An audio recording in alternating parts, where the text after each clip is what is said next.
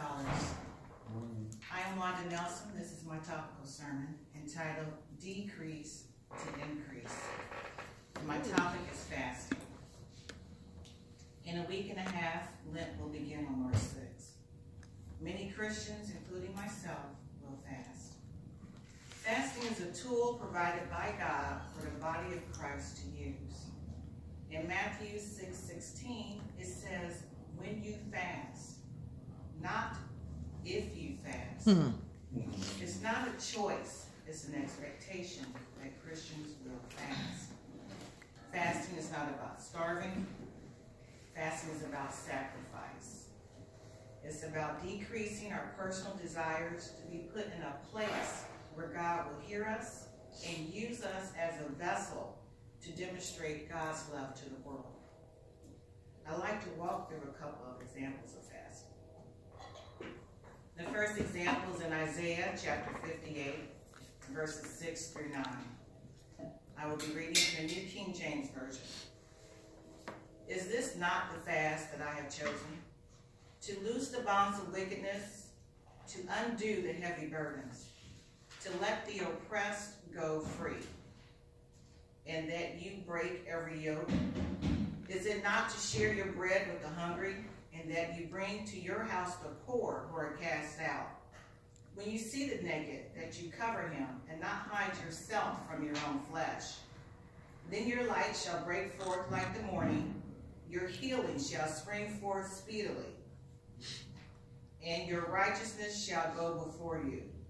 The glory of the Lord shall be your rear guard.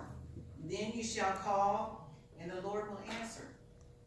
You shall cry, and he will say, here I am. In this passage, the prophet is speaking to oppressors who wanted to know why God was not answering their prayers while they were fasting. Isaiah told them because they were not addressing the needs of marginalized people. In other words, the oppressors had not sacrificed their own desires to make room for God to use them. Isaiah then gave them instructions on what to do. Feed the hungry, clothe the naked, give shelter to the homeless, and set the captives free. Then God will hear their prayers, and God will show up. Another example of fasting is in Mark chapter 9, verses 28 and 29. I will be reading from the New King James Version. And when he had come into the house, his disciples asked him privately, why could we not cast it out? So he said to them, this kind can come out only by prayer and fasting. While we are on our spiritual journey, we're going to come against forces that require more than just prayer. Yes. In this passage, the disciples encountered a demon that required more than prayer to cast it out. They needed to be equipped for spiritual warfare. Jesus instructed the disciples to strengthen their prayers with fasting. Then the disciples would be able to cast out the demon.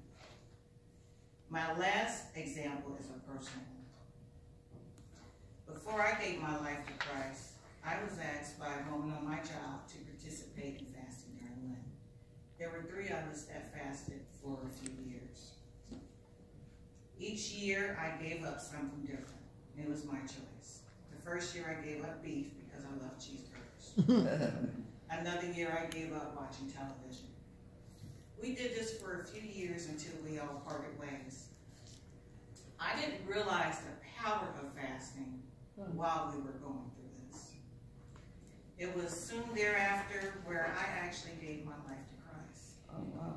And after I did so, I realized what the deaconess was doing when we were fasting. She was sowing a seed in us and praying for our salvation. Wow. And God answered her prayers. In closing, fasting is a physical act that enhances our spiritual connection to God. Fasting is about sacrifice. When we decrease our desires, God will increase in us and position us where God can work through us to advance the kingdom. Fasting is a powerful gift, and all saints are expected to use it. Thank you. Amen. Amen. Amen. Very good. Wanda. Yeah. Oh, what's the time?